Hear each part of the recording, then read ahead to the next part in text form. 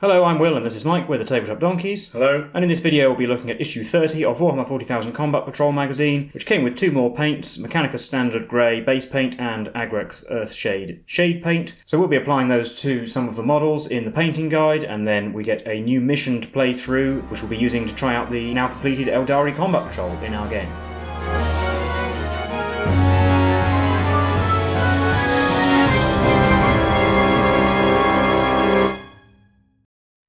Looking through the issue first, we start off with the painting guide where we're applying Agrex Earthshade to some of the existing models. So starting with the Space Marines, applying this to almost all of the areas that haven't yet been shaded by something else. So that includes the parchment areas, the pages of the chaplain's book, both sides of the captain's cloak, the red helmets of the sergeants, the red details on the librarian, the red gems on the Terminator's Crux Terminatus details, the red leather hand grips of the character's weapons, and the red bolt gun casings on the chaplain's bike, and his helmet as well. And then we're relayering all of those areas with some of the original colours, so Rakoth Flesh, Mephiston Red, and Wraithbone.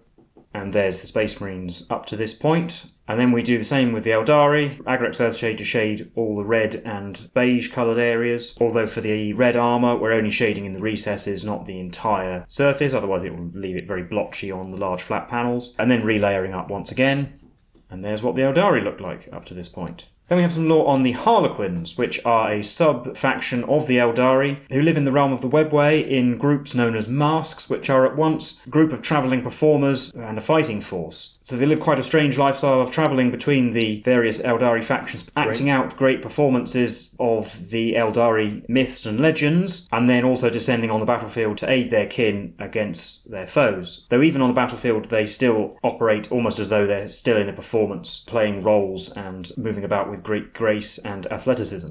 They're also the guardians of the Black Library, a mysterious ship that lives entirely in the Webway and contains all of the accumulated secrets of the Aeldari race that they don't want to fall into the wrong hands. Here are some Harlequin miniatures. There's a troop of players at the bottom. You can see they're all dressed in bright colours with masks and esoteric weaponry. And some of the more specific roles, such as the Shadow Seers, who are Psychers, the Death Jesters, who rain death from afar, and the Solitaires, who have chosen to walk the path of damnation, are the only Aeldari who can play the part of Slaanesh, the great enemy, in their performances. Then we have some more on the Realm of Chaos, which we've learned a bit about before, also known as the Warp. It's a hellish subdimension inhabited by creatures formed from the hopes, dreams and nightmares of the sentient races, some of which are so powerful as to be effectively gods in their own right, and their demonic servants. And the four major gods that have been mentioned before are Khorne, the blood god and the god of war, Tzeentch, the arch schemer, who has plans wrapped within plans within plans, Nurgle, the god of decay, who claims lordship over all diseases and poxes, and Slaanesh, god of excess, known as the Dark Prince, who claims the souls of mortals who even dare to give in to temptation. And then we learn about the Chaos Space Marines. These are Space Marines who have abandoned their oath to the Emperor and thrown in their lot with the powers of Chaos in exchange for the gifts of the Warp and the power that it offers. The original ones are those who betrayed the Emperor during the Horus Heresy, and when Horus was eventually defeated, most of them scattered across the galaxy and still prey on its inhabitants and harbour a particular hatred for the Imperium. But there are others who have since abandoned their oaths in the millennia that followed. And they tend to be organised into smaller warbands led by a lord or other ambitious leader who usually cements their position through a combination of strength and cunning. And these individuals are seeking usually power at any cost, even that of their own souls. And they do form alliances when it's convenient to them, but generally speaking, the Chaos Space Marines are looking out only for themselves and whatever they can gain from their unholy alliances. But that's it for the contents of the issue, so I'll hand you over to Mike now, who will be explaining the new mission we get and some more of the core rules, and then taking us into our game. So, even though we didn't get any new models with this issue, we do get a new Combat Patrol mission to play. This is Mission 2 Archeotech Recovery, where both sides are trying to retrieve valuable Archeotech, although some of it might just be scrap. The board's set up with 5 objectives in a sort of parallelogram shape, with the objective in the centre and the rest around it, deployment zones along the short edges. And the mission rule for this game is the irradiated power cells, where 2 of the objectives will be removed during the course of the game. So at the start of the third battle round, the defender randomly selects one objective marker in no man's land to be the gamma objective, and then in the start of the fourth battle round, the gamma objective is removed, and then the attacker randomly selects one of the 2 remaining objectives to be the beta objective, which is removed at the start of the fifth battle round. And for primary objective, in the second, third, fourth and fifth battle rounds, each player scores 5 victory points for each objective marker they control, up to a maximum of 15, and then at the end of the battle battle. If a player controls the last objective marker in no man's land, they score 10 VP as well. And then the backside has a table, so you can keep track of which of your combat patrols have played against each other and who won each game. And then we're on to more of the core rules. And again, I'm just going to sort of skim over this. It's all things we've seen before. I'll just point out anything that we perhaps haven't seen yet. So it's going over movement. So when units move, they can do a normal move, advance, or remain stationary. And you can't get into engagement range. And units that are engagement range can only remain stationary or fall back. If a unit wants to remain stationary, then none of its models can be moved. So even if only one member of a unit moves, the entire unit counts as moving. And another movement quirk that perhaps hasn't come up yet is that friendly models can move over other friendly models as if they aren't there. You just can't end the move on top of another model. The exception to that is monsters and vehicles, which can't be moved over other monsters or vehicles. And the next page covers advancing and falling back and desperate escape. Again, advancing and falling back is pretty simple. Things to know about desperate escape: you can move over enemy models when falling back, but you must take a desperate escape test unless you have the fly or Titanic keywords. However, if a unit is battle shocked, it must always make a desperate escape test when it falls back, even if it has Titanic or fly, and even if it isn't moving over any enemy models. And for a desperate escape test, you roll 1d6, and on a 1 or a 2, one model from the unit is destroyed. So, and some other things like moving over terrain. So models can move freely over terrain that's 2 inches or less in height. But if a terrain feature is more than 2 inches tall, you have to climb up and down. So you measure vertical distance, both up and down. Flying models can move over other models, including monsters or vehicles that can fly. So they ignore the usual rule of them not being able to move over other monsters or vehicles. And when a model with fly starts or ends a move on a terrain feature, you measure diagonally through the air to the destination point. And on the next page we have reinforcements. So we've seen things like deep strike, which allow you to set up a unit in reserves. Usually it details how they're set up in reserves in the rules that let them do that. So usually deep strike. Reserve units always count as having made a normal move on the turn they are set up, so they can't move any further. Otherwise they can act normally. And any reserves that are not set up on the battlefield by the end of the battle count as destroyed. The next few pages are covering transports, which I'm not actually going to go over because we don't actually get any transports within Combat Patrol. We do get a Goliath Rock Grinder for the Genius Occults, which is a transport in the full rules, but it does not have those rules within Combat Patrol. So I don't think we get any, not even with any of the premium stuff. So the previous page was covering getting in and out of transports and also shooting out of them with the firing deck special rule, whereas this page covers what happens when a transport is destroyed and has a unit inside it. So you can pause and read how transports work because it is useful to know how they work. But with looking at those rules, we'll get into our game. We'll play a game of Archeotech Recovery. To see our board set up, you can just about see all the objectives. So we've got objective 1 in the middle, and 2 and 3 at the top, 4 and 5 on the bottom. And we've got the barricades in the top left and bottom right corners, and then 2 more in the middle, and then all the other terrain is the line of sight blocking variety.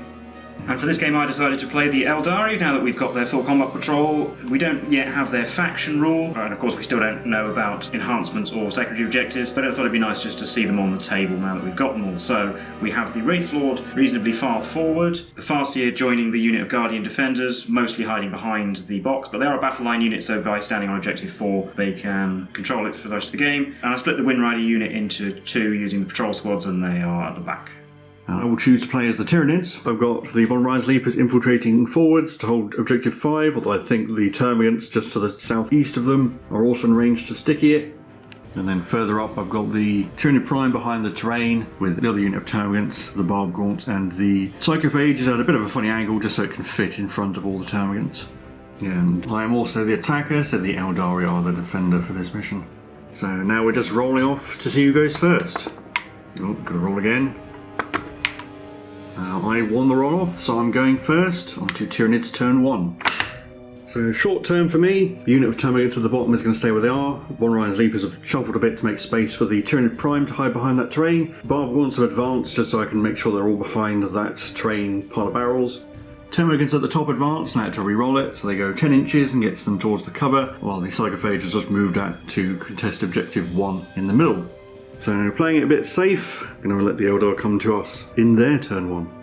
So we both get another command point, and then the Farseer is going to try and use Fortune on the Wraithlord, so it is -1 to be wounded. It goes off on the 2+. It does.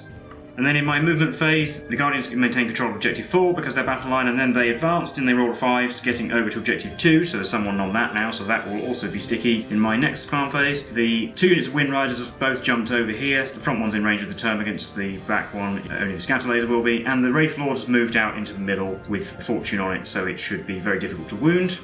And then in the shooting phase, the unit of jet bikes that is closer to the termagants on the far side will shoot at them. So we'll do the shuriken catapults. They are not the closest unit, so I won't be re-rolling anything. We've got 3 hits, moving on 3s. Re-rolling the fail because it's twin linked, 3 wounds, AP -1. Termagants didn't quite make it to cover, so 6s. Failed 3, it's 3 dead. And then the scatter laser, 6 shots on 3s, 5 hits wounding on 3s, 3 more at 0 AP. 5s. Made 2, it's 4 dead termagants. Took termagants away from the front to try and get the guardians out of range, but I couldn't quite manage it. Yeah, so there's 1 guardian still in range, and their shuriken catapults have assault, so it can still shoot. So we'll be hitting on 3s. 1 hit, wounding on a 3. 1 wound, -1. 6. Nope, dead termagant. And then we'll have 1 scatter laser from the Wind Riders at the back. Their shuriken catapults are out of range. Hit 5 times. And 2 wounds. 5s. Made 1. Only 4 termagants remaining on that unit at the top. And lastly, we've got the Wraith Lord, which will shoot its shuriken catapults at that same unit of termagants, and the Bright Lance at the Psychophage. The shuriken catapults hit on 4s because the Wraith Lord is not as good, getting 2. And 2 wounds. 6s. Made both. Oh, and the Bright Lance hits on a 4. It hit. It is strength 12, so it will wound on a 3. It did not, but I have a command point which I will use to re-roll. It did wound this time at -3. So that's going to be a 6. Nope. D6 plus 2 damage. 5. Ignoring on 5s with feel no pain. Ignored 3. Takes 2 damage. Finally into the charge phase, where the Wraith Lord will declare a charge on the Psychophage. Needs at least a 9. It fails with a 7, and I will not re-roll that. So that will be the state of the board at the end of Aeldari turn 1. On to Tyranids turn 2. So just out of synapse range for that unit of 4 termagants, so they only get 2 dice on their leadership test. So they are battle shocked. So looking at my movement, the termagants down the bottom have advanced, as have the Von Rise Leapers, heading along the bottom of the board to objective 4. Towards the top, the Barb Gaunts have moved out, so they can all see at least some of the Wind Riders. Termagants that battle shocked are moving into the middle. The Tyranid Prime has flown across, so he's hopefully going to be able to charge some things, and the Psychophage has moved around so it can see the Aeldari. I'm going to start shooting with the Barb Gaunts, and they're all in range of the Guardians, but only 4 can see, so 4 of them will shoot at the Guardians, while the remaining 1 will shoot at the Wraith Lord, for lack of any better targets. And there's 12 models in the unit with the weapon platform, and the pass here, so I get 2 extra shots from Blast. This is 4d6 plus 8 shots. 25 shots ended in 9 wounds on the Guardians, who have cover from some of the terrain. So they will get 3+ saves, and we lose 3 Guardians. And the other Barb Gaunt actually got a wound on the Wraith Lord. Who has a 2+ save, which it made. But I hit the Wraith Lord, so I'm going to choose it to be my disruption target. So all my termagants are just going to shoot at the Wraith Lord because I can't see anything else that's in range. No wounds on the Wraith Lord, so we've got the Psychophage next, and it's going to fire its Psychoplastic Torrent at the Guardians. D6 shots, 6. Wounding on 2s because it's strength 6. That will be 5 wounds at AP -1 and ignoring cover. So 5+ saves. Only made 1, so that's another 4 Guardians dead. I think I'm actually re-roll one of those to see if we can get another one to live. No. So charge phase, I'm going to roll for the Psychophage first, and it's going to charge just the Wind Riders, because I sort of want it to leave a space for the Tyranid Prime. Needs a half decent roll. An 8, that probably is enough to get it in. So that is just enough to get it around the terrain and leave a gap for the Tyranid Prime, so he will charge the Wind Riders as well. He gets a 4, so I need to re-roll that into a 9. Phew. And a 9-inch charge just about gets him in range there. So I'll roll the Tyranid Prime first in the fight phase. 6 attacks hitting on 2s. Getting 5. You know what, I'll re-roll that. 1. Yeah, 6 hits. Wounding on 3s. Getting 3 wounds at -1. So 3 4+ saves for Wind Riders. Made 1, and I'll re-roll 1 to try and save a second. Nope, so 2 dead. And then the Psychophage gets to go. Unfortunately, it can't pile in and normal those tasty Guardians, but it will get +1 to hit and wound because the Wind Riders are below half strength. So it has D6 plus 1 attacks for 6. These will be hitting on 2s, getting 5. And wounding on 2s to strength 6 normally, so it'll be wounding on 3s normally, +1 is 2s. 5 wounds at -1 on the Wind Rider. Needs to make all of its saves. No, it's dead. And then the Psychophage will consolidate into the Guardians, which does mean that they can pile in onto the objective and stop it taking control of it. So they are able to pile in so all the Guardians can fight, but they failed to wound it. But we will show the Farseer, who only hit once anyway, and he wounded it on a 6, which he did not, but he would have done 3 damage potentially. And that is the end of Tyranids turn 2, on to Aeldari turn 2. So these Guardians are below half strength, so they will have to take a Battle Shock test, and Leadership 6+, which they succeed on, which means I will take control of the objective number 2, and they will also sticky it. So that will mean the Aeldari get 10 victory points there, because they hold 2 objectives. And Fortune was successful, and I put that on the remaining Wind Riders, who have zoomed into the middle of the board, because they're going to have to do useful things. The Wraith Lord is going to have to deal with the Psychophage, because they don't have anything else that can take that down. And the Guardians and the Farseer fell back behind the box over there, because they're of no use falling back. So then we're on to the shooting phase, where I'll start with the Wraith Lord to shoot the Bright Lance at the Psychophage, but the Shuriken Catapults at the Tyranid Prime. One wound with the Shuriken Catapults on the Tyranid Prime, who will get cover from the angle that he's at though. So a 4+ save, failed, it takes 1 damage. And the Bright Lance hits on a 4, it does, and it wounds on a 3, it does. With an 6, no. D6 plus 2 damage, to 8. Oof, gonna have to block some of these. We blocked 2, so it's down to 2 wounds. And I've only got the Wind Riders left. They're going to shoot their Shuriken Catapults at the 4 termagants in front of them on objective 1, and the Scatter Laser at the Von Rein's Leapers. So the Catapults will get full rerolls because this closest unit is on objective. Only hit 3 times, and they wound twice with a reroll twice. 6s, fail both, 2 dead termagants. And the Scatter Laser on 4s because of stealth. Gets 2 wounds on 4s, yeah. 4s, made 1, take a damage. Onto the charge phase, I'll do the Wraith Lord. It looks like it can't fail this charge, but it is disrupted, so it has -2 to this roll. So if I roll like a 2, it will actually fail, but it rolled a 6 modified. Now I forgot to mention, but I was charging both the Prime and the Psychophage, and the Wind Riders in the middle will charge those 2 termagants, and they need about a 3, which they get. I'll start with the Wraith Lord in the fight phase. It's going to split its attacks, 2 on the Tyranid Prime and 2 on the Psychophage. Now we'll start on the Tyranid Prime because I'm more actually interested in killing him. We hit on 4s, so we only hit once, but that's okay because we wound only 2. That is a wound at -3. So no save. And it does D6 plus 1 damage. 6. So he's dead. But he might get to fight on a 4+, after it's finished attacking the Psychophage, obviously. We'll do those attacks. We've got 1 hit on that. I will save the reroll for a wound because it was wounding on 3s. It wounded anyway at -3. 6. Nope. Might as well re-roll it. Nope. D6 plus 1 on that. 7. And it dies. Does it explode? No. And then the Tyranid Prime doesn't get to fight. And then I've got the Wind Riders with 3 attacks each, so 9 on 3s. No rerolls though, because it's not a shooting attack, so we only got 4 hits and 4s to wound, that's cocked. 2 wounds. I think I'll reroll 1 actually, because we have a command point as 3 wounds. 5s, fail them all, dead termagants. And that's the end of battle round 2. We'll be on to Tyranids turn 3. So at the start of the turn, the defender randomly determines which objective is removed. So on a 1 or a 2, it's objective 2. On a 3 or a 4, it's objective 1. And on a 5 or a 6, it's objective 5. It is a 1, so it will be objective 2. So I gained 10 victory points as well because I control 2 objectives, so I'm up to 25. I would have hoped to send the Leapers towards objective 4 and the Guardians behind the pink crate, but I advanced these termagants and re-rolled it and got a worse result, so unfortunately they can't get towards objective 1, so I'm going to send the Von Rein's Leapers that way instead, so they at least hold objective 1, well the Barb Gaunt's going to stay where they are. So in the shooting phase with the Barb Gaunts, 1 will shoot at the Wraith Lord and the other 4 will shoot at the Wind Riders. So they shot on the Wraith Lord hit but didn't wound because I'm going to choose him as my disruption target. Then 4 d6 shots on the Wind Riders. 13, hitting on 3s because we didn't move. 6 hits, wounding on 4s thanks to Fortune. We got 5 wounds with no AP. 3s, we take a wound. And all the termagants will also shoot that unit, but we'll just show save rolls. 4 more wounds from the termagants. More 3s. We take another wound, so we lose that bike that was injured. And then in the charge phase, I've got the Von Rein's Leapers. I'll roll it. For 7 is definitely enough. 18 attacks from the Leapers, hitting on 3s. 10 hits, wounding on 4s. Getting 4 wounds at AP -1. 4 4s to save. Oh, we made them all. And the Wind Rider's got 1 wound in return. So a 4+ save, which I've made. That is the end of Tyranids turn 3, onto Aeldari turn 3.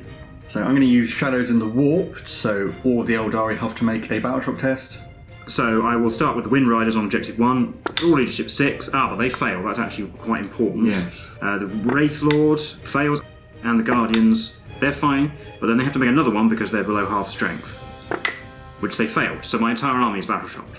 I used Fortune on the Guardians, and I do gain 10 victory points because I do still hold objectives 2 and 4 thanks to the Guardians at least, but it does mean that if the Wind Riders want to fall back, they'll have to take Desperate Escape, and I'm going to try and fall them back because staying in melee, since the Vulnerable Sleepers have fights first, they'll just probably get killed anyway. So rolling a dice for each, 1 or 2 is a dead model. So we do lose a model. So that Wind Rider is going to fly onto objective 5, which obviously it can't hold because it's battle shocked, but it's safer than being in melee. The Wraith Lord has moved around the terrain, slowed by the Barbed Gaunts of course, and the Guardians and the Farseer have moved out from behind the box so they can see things to shoot at. And I'll start shooting with the Wraith Lord. It's going to fire the Bright Lance at the Barbed Gaunts and the Shuriken Catapults at the Termagants. The Bright Lance missed, and I can't re-roll anything because it is battle shocked, and the Catapults get 1 hit, which wounded. 6s. Nope, lose a Termagant. Remaining Guardians and the Farseer are going to shoot the Termagants as well. I'll do the Farseer first. He has d6 shots plus 1 because of Blast. I should have done him first because he would have got plus 2. So he gets 3 shots, which hit on 3s, and wound on 2s. Oh, only 1 wound, minus 2. So that's 1 dead Termagant. Yeah.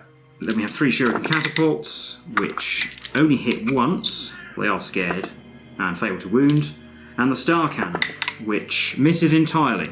Finally, the charge phase, where the Wraith Lord will charge the Von Rides Leapers. Minus 2 to the roll because of disruption. 7 should still be enough, though. Yeah. So it gets into there, but the Leapers obviously have fights first. Yeah, and we'll just show its save rolls if I get any wounds. No wounds from the Leapers. So then the Wraith Lord gets to fight back, and I'll use the strike profile because it's still a bit better at killing Leapers, even though it's only 4 attacks on 4s, which only hit twice. I can't re-roll. Wound on 2s, well, just about, with minus 3. So 6 plus invulnerable saves. We made 1. Might as well re-roll that because I haven't got any other use for it. Yes, they're all there. So that's the end of Aeldari turn 3. So we're on to Tyranids turn 4. So at the start of Battle Round 4, Objective 2 has gone away.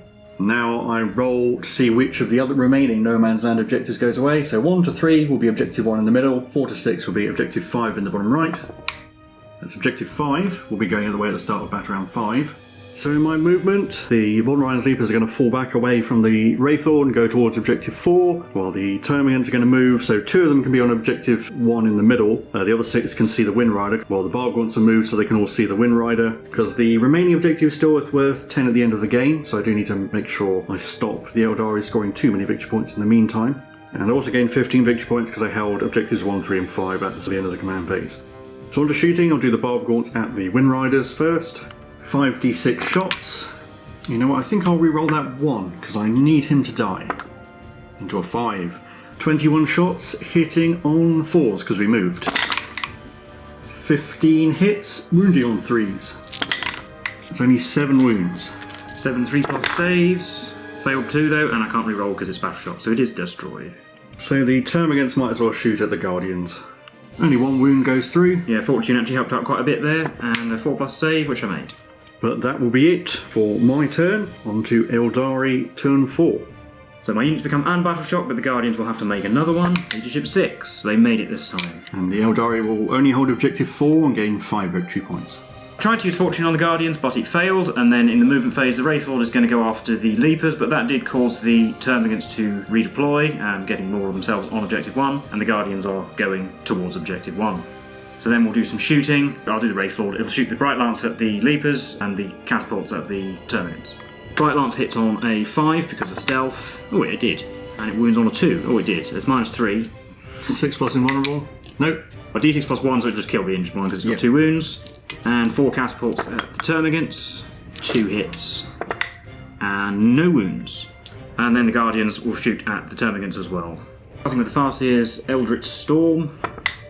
It gets 1 shot. I think I'll re-roll that. I think that might be the best use of a re-roll at this point. Now, still 1, so it'll be 2 because of the blast. Hitting on 3s and wounding on 2s. 1. 1 dead. 6 Catapults. Better, but still not brilliant. 2 wounds at minus 1. 6s. Made 1. 2 dead so far. The Star Cannon gets 2 hits and obliterates 2 more because it's AP minus 3. And I shouldn't forget the Farseer's Singing Spear, which I missed.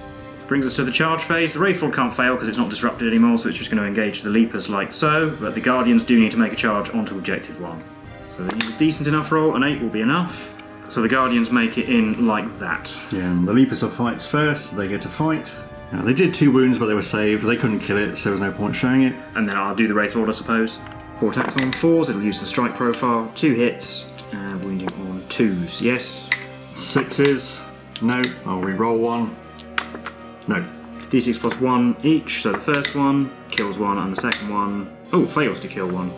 It might matter because the remaining one could fall back and take my home objective, so we'll re-roll it. Oh, into a 1, it's still there.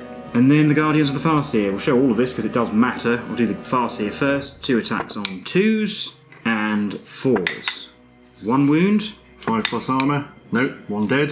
And then the Guardians of the Heavy Weapon platform each have 1 attack. And they hit 3 times, and they wound on 4s as well. 1. 5. No, 2 dead. 2 attacks back from the Termagants. Getting a hit. And 4. A wound. 4 plus save. Made it. And that is the end of Aeldari turn 4. On to Tyranids turn 5. So Objective 5 has gone away, meaning I only get 5 victory points this turn, and I have some battle shock tests to make. The important one is the Von Ryan's Leaper, I think. So he's leadership 8. So he's okay. And the 2 Termagants are also okay. Von Ryan's Leaper is just going to move on to Objective 4, so I'll take that off the Aeldari. 2 Termagants moved, and they can just about be within range of the objective and an inch away from all the Guardians. The Bargaunts all moved so they can all see the Guardians, who they will shoot. So 5d6 plus 5 shots from the Bargaunts, and I think I will re-roll that 1 into a 6. 23 shots hitting on 4s. 14 hits, wounding on 3s, because no fortune on the Guardians. So 6 wounds with a 4 plus save. We failed 4. Well, we're going to use 2 of those to kill the heavy weapons platform because it doesn't have any OC anyway. But then we'll still use 2 more Guardians unless I re-roll, so I will. Into a 4. No, into a fail. So that does mean the Tyranids now have more OC on Objective 1. And that's it, no charging. That will be the end of my turn and on to Aeldari turn 5. But there's no point playing out my turn because I don't get any at the start of the turn because the Tyranids hold Objective 1 and 4. There is 10 points on offer for holding Objective 1 at the end of the game, which I can do even if the Guardians were to fail their battle test just by moving the Wraithlord onto it and probably killing a Termagant. But that's still not going to be enough to overcome the Tyranids' lead. So that'll be a Tyranid victory, and we'll recap that for you now. Well, that was the game for issue 30 of Warhammer 40,000 Combat Patrol magazine. How do you think that went? It's difficult to know. I think there were a lot of points where that game could have swung either way. I didn't feel like it was going very well right at the start. I wasn't too upset to lose the first turn because you didn't have all that much you could do. But then I think you outmaneuvered me by going the other way around some terrain and charging my Wind Riders with the Tyranid Prime and the Psychophage. And then combined with killing about half my Guardians at that point, I felt like I was on the back foot after I lost the Wind Riders and most of the Guardians. And the Wraithlord was out of position. But then the Wraithlord cleared up the Tyranid Prime and the Psychophage. Yeah, I think basically my plan was to mostly just ignore the Wraithlord. Perhaps didn't expect it to do quite so much damage, seeing as it only hits on 4s, but it definitely pulled its weight in this game. Yeah, nothing you have can really hurt the Wraithlord. The Psychophage isn't built to tackle other big things. It's better against Space Marines and medium infantry and that sort of thing. But as you say, you can largely just avoid it, and if you keep hitting it with a disruption bombardment, it can't move all that fast. It basically just has to stomp around in the middle. But then it swung back the other way when Shadows in the Warp was extremely effective. Yeah, basically crippled you for a turn. And then a couple of other things like the Wraithlord failing to kill that last Von Ryan's Leaper. I think if he had killed it, it would have been a draw. And I think you still would have won actually because the Termagants passed their battle shock test even if I had killed that Leaper because you would have still held the central objective. Yeah, passing at least one of those battle shock tests is what won me the game. But if those Wind Riders had passed their battle shock test, there would have been 2 of them to go and sit on your objective number 5. And they would have taken it as well. And they would have taken it off you. They would have de-stickied it, so you would have had to come back and retrieve it. If the Wraithlord hadn't been battle shocked, it would have contested the central objective from the Leapers. All sorts of things basically conspired to lead to that particular result that individually could have swung the game if they'd gone differently. I think another point was when I advanced some Termagants, I was aiming to get them into the middle where the 2 Wind Riders were and didn't roll very well because I definitely would have sent the Leapers to go and try and assault the Guardians who were behind the box. And I think if I'd made that charge, I think that would have probably sealed the game for me at that point. Well, you would have had to send the Wraithlord back again. You'd have down to 2 Wind Riders and the Wraithlord, basically. So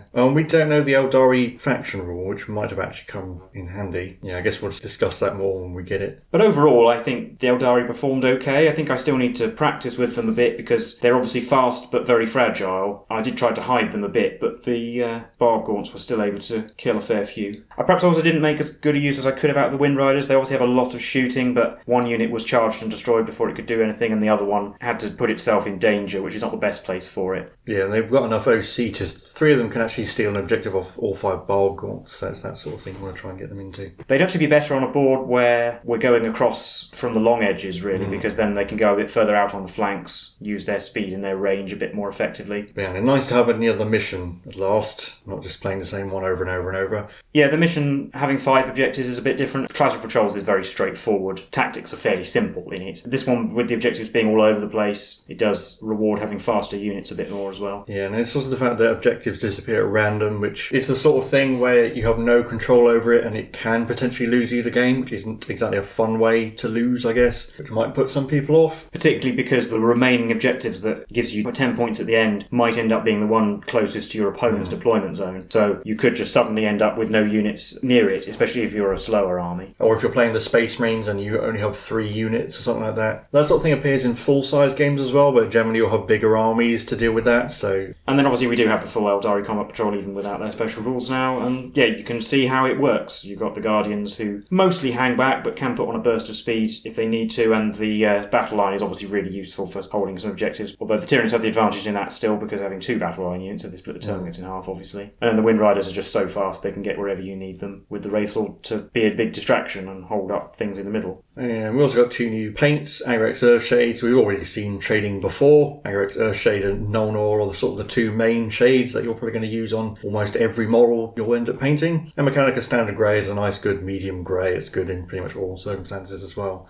But I don't think there's so much more to say about the game or this issue. So as always, if you like this content, leave a like and subscribe. And leave any comments if you've been getting the collection or if you actually played the Aeldari Combat Patrol. Let us know. We've been the Timber Donkeys. I'll see you in the next one. Bye for now.